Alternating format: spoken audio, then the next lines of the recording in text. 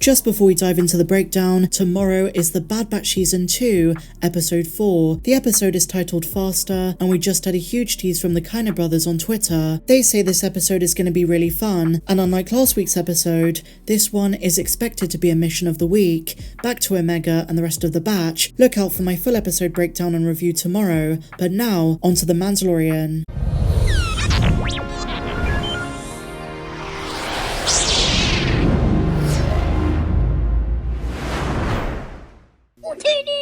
My dear friends, the time has come. We just got the final trailer for The Mandalorian Season 3, which drops on March the 1st, and we have a lot to break down. There were tons of awesome goodies in this one, and fans are really excited. So no more jibber jabber, we're just gonna dive straight into it. So the trailer begins with Din talking about the Mandalorian tribes. He says, "Our people are scattered like stars in the galaxy." He then asks, "What are we? What do we stand for?" Mando is beginning to question what it truly means to be a Mandalorian. Being kicked out of the tribe in the Book of Boba Fett was a huge turning point in his story arc. He was raised in the most extreme sect of Mandos, and his journey going forward in Season 3, as Jon Favreau teased a few months ago, is to come across different varieties of Mandalorians and learn from them, and generally have a more open mind about removing his helmet. Along the way on his journey for redemption in the living waters under the mines of Mandalore, he's going to undergo a very meaningful transformation and gain a broader perspective on the different factions and their shared history.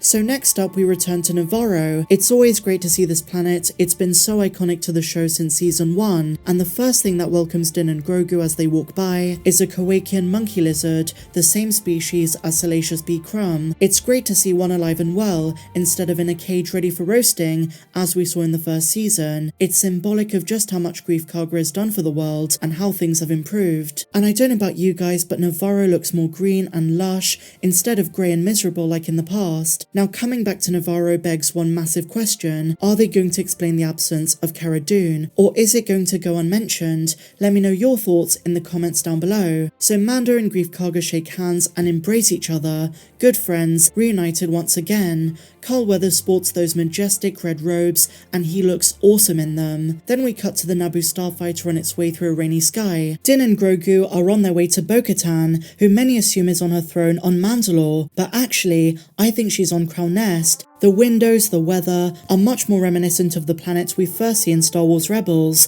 and could Sabine Wren's family show up as well? Maybe. In the next frame, Din announces that he's going to Mandalore. Din is declaring his journey for spiritual cleansing, so he can be redeemed and return to the tribe. I think a lot of fans, myself included, are hoping Din doesn't do this, so he can be free of their cult. Next up, we see a higher quality shot of Mandalore's destroyed capital, Sundari. Then on Tatooine, R5-D4, who originally belonged to Peli Motto, is given to Din as an astromech for his ship. Now this clearly shows a transformation in Din's personality. As we know, he typically hates droids, and now as he broadens his horizons, he's learning that not all of them are bad, not all of them are programmed to destroy, like the super battle droids we saw in Season 1, in the flashback where they attacked his parents. Peli Motto and a pit droid wave Mando and Grogu goodbye, as she wishes them, "May the Force be with you."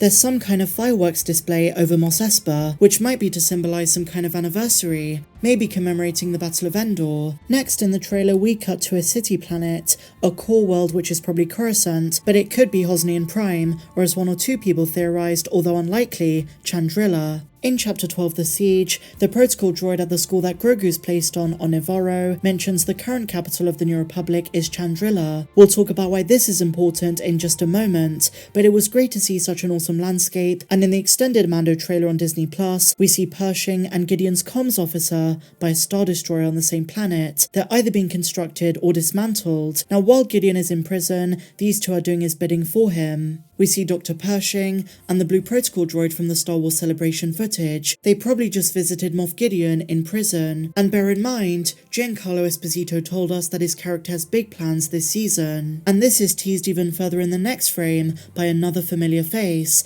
Carson Teva, Paul Sun-Hyung Lee's character. Now we don't know who he's talking to because it cuts to Din, but they're both at different locations. Given what Making Star Wars said in some of their recent reports, Carson might be talking to Chancellor Mon Mothma. Teva warns of a big threat from the unknown regions, which, if you've been following my leaks and rumours, could signify Remnant's project, but also Thrawn and the Night Sisters. And I think this season we're going to see from Carson's perspective everything that went wrong with the New Republic. Their downfall was their complacency and their arrogance, which eventually led to the rise of the First Order. As we read about in Lost Stars, they signed a peace treaty which led to the Demilitarization Act, and then the First Order rose. The Imperial Remnant had this plan for a long time. And so next up in the trailer we see Din in the mines of Mandalore, uncovering an old Mandalorian helmet. Then, we have the biggest surprise of the trailer. We see more of Grogu's Order 66 flashback. Jedi Knights and Masters are protecting him from whoever is about to tear down that door. Could it be Anakin during his temple march? Maybe some clone troopers, Barasofi, or someone else. Ever since the second season, we've all been dying to know who took Grogu from the temple. You guys know my theories, and in just a couple of months, we're gonna find out. In the next sequence, over a planet that looks a lot like Aldani, but is probably a new one, there is a chase sequence between a Mandalorian Gauntlet starfighter and TIE interceptors, which we haven't seen in live action in 40 years since Return of the Jedi. They did appear in Star Wars Rebels though. And furthering the theme of Mando coming to terms with droids, we see some kind of droid cantina, and the symbolism is an inverse of A New Hope, where droids weren't allowed at the Mos Eisley cantina. Something that was really unexpected was seeing battle droids, and guess who else is in the background? CZ-1 from A New Hope. Then we return to Nevarro, where Paz Vizsla and other Mandos are taking out pirates who have invaded the planet. They ripped up the statue of IG-11, and things don't look so great. Two Anzellans, the same species as Babu Frik from The Rise of Skywalker, celebrates one pirate being taken down, and the trailer ends with Grogu using the Force on a random creature that comes out and tries to attack him. So what a great trailer. I've got to say, I wasn't expecting so many goodies. And in the end, as always, Grogu steals the show by melting our hearts. He is simply adorable. By the looks of things, he too is going to undergo some character growth. In the first trailer, IG-11 is being rebuilt to act as a mecha for Grogu, and getting more Jedi flashbacks is going to be an absolute treat. That opens the door for so many possibilities. Could we see some other flashbacks from the Clone Wars era? Situations that Grogu was in? Who knows? Maybe we'll see him in a class of younglings being trained by Yoda. Something else I absolutely love is the score by Ludwig Göransson. Every season he does something new and refreshing to build upon the last and add something new. I got goosebumps at the end of this one. But what did you guys think? Let me know your thoughts in the comments down below. Did you enjoy this trailer? What did you think of this breakdown? And if you enjoyed this video, as always, please be sure to give me a big fat thumbs up, subscribe if you're new, and I'll see you in the next video. May the Force be with you always. Episode 4 is titled Faster, which doesn't give us too much information, but for those of you who are curious, there are two main crosshair episodes, Episode 3, The Solitary Clone, and Episode 12. We know this from comments made by the creators of the series, and some reviewers say that Episode 4, the episode coming on Wednesday, is more of the Mission of the Week type stories once again.